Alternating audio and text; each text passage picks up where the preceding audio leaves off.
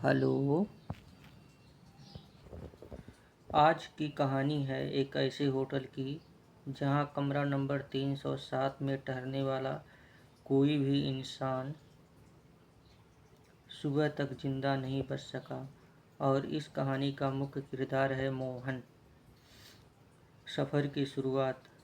दोस्तों, अगर आप लोग नए हो तो प्लीज़ इस वीडियो को लाइक शेयर एंड सब्सक्राइब ज़रूर करिएगा। ये एक हॉरर स्टोरी है और मैं आपके लिए ऐसा हॉरर स्टोरी लेकर आते रहूँगा। सफ़र की शुरुआत। मोहन एक साधारण सा लड़का था। दिल्ली में नौकरी करता था। शांत स्वभाव और थोड़ा अकेला रहने वाला। एक दिन ऑफिस के काम से उसे हिमालय के एक छोटी पहाड़ पर जाना पड़ा। एक दिन ऑफिस के काम से उसे हिमालय के एक छोटे पहाड़ी शहर पर जाना पड़ा। शाम तक काम खत्म हो गया, लेकिन वापस आने की बस छूट चुकी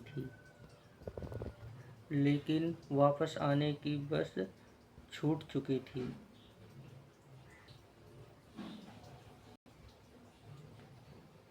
और उसको रात गुजारने के लिए उसे एक होटल ढूंढना पड़ा। शहर छोटा था और ज़्यादातर होटल भरे हुए थे। आखिर एक पुराना सा होटल दिखा, होटल शांति धाम। लेकिन होटल देखकर मोहन को अजीब सा डर महसूस हुआ। लाइट झिलमिला रही थी, दीवारें टूटी थी और रिसेप्शन पर बैठा था एक बूढ़ा आदमी जो उसे घूर रहा था। बूढ़ा आदमी बोला, सिर्फ एक कमरा खाली है, लेकिन अगर चाहो तो किसी और होटल देख लो। मोहन ने हंसकर कहा, कोई बात नहीं, मैं यहीं रुक जाऊंगा।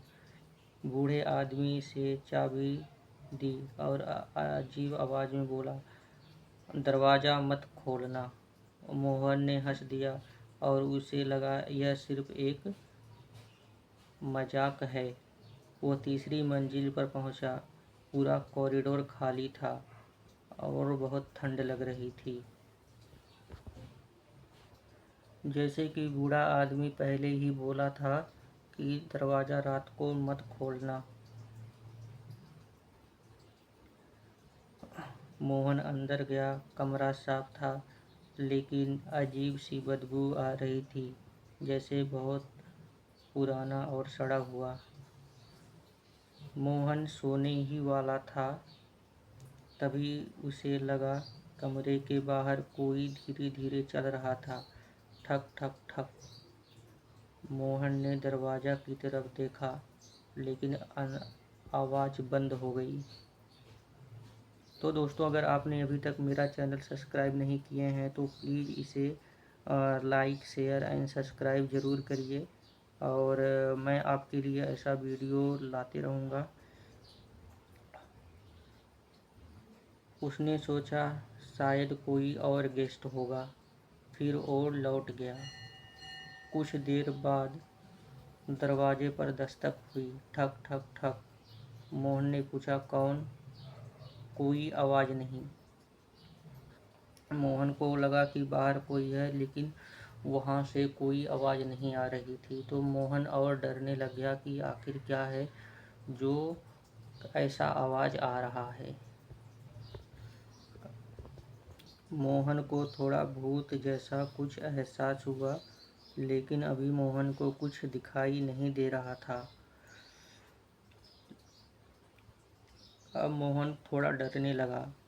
उसे बूढ़े आदमी की बात याद आई कि दरवाज़ा मत खोलना, लेकिन जिज्ञासा के कारण उसने दरवाज़ा खोल दिया।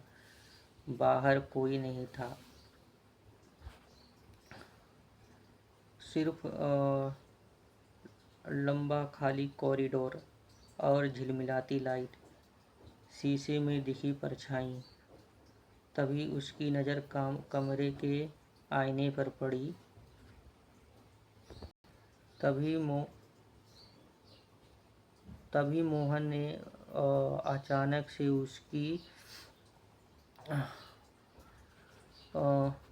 उसने अचानक से देखा कि अ, आईने में अपने पीछे एक खड़ी लड़की दिखी। सफ़ेद कपड़े, झुका हुआ सिर, लंबे बाल। मोहन डर कर पीछे मुड़ा, लेकिन पीछे कोई नहीं था। अब मोहन थोड़ा थोड़ा डरने लगा। फिर वो आईने की तरफ देखता। लड़की का चेहरा सीधे उसकी तरफ था और उसकी आंखें पूरी तरह काली थी। सीधे उसकी तरफ था और उसकी आंखें पूरी तरह। मोहन चिल्लाया और आईना टूट गया। कमरे में भयानक ठंड फैल गई, लेकिन वहाँ कोई नहीं था। पूरा लॉबी खाली। अचानक पीछे से आवाज़ आई, तुमने दरवाज़ा क्यों खोला? मोहन मुड़ा। वही बूढ़ा आदमी खड़ा था।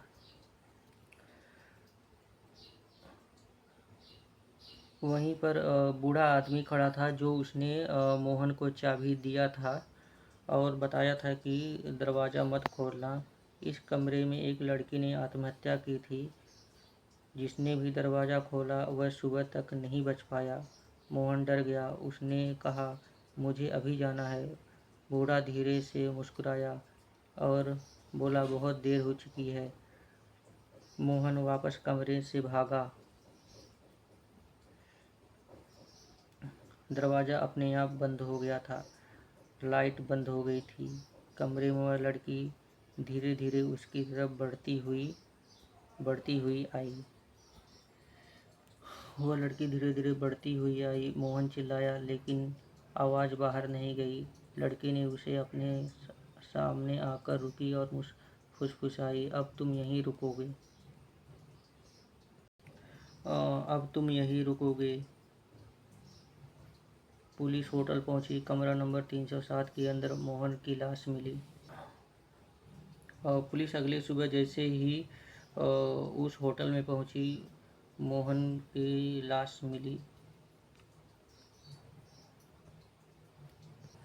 उसकी आंखें खुली हुई थी, जैसे उसने मरने से पहले कुछ बहुत डरावना देखा। होटल फिर से बंद हो गया, लेकिन कहते हैं आज भी उस होटल के पास जाओ तो तीसरी मंजिल की खिड़की में मोहन खड़ा दिखाई देता है और रात में कमरा नंबर 307 से धीरे धीरे दस्तक की आवाज़ आती है, ठक ठक ठक। तो दोस्तों, कैसा लगा आपको हमारा ये स्टोरी, हॉरर स्टोरी चैनल कमरा नंबर 307? अगर वीडियो पसंद आया हो तो प्लीज़ इसे लाइक, शेयर एंड सब्सक्राइब ज़रूर करिए। मिलते हैं अगले वीडियो में। Bye guys.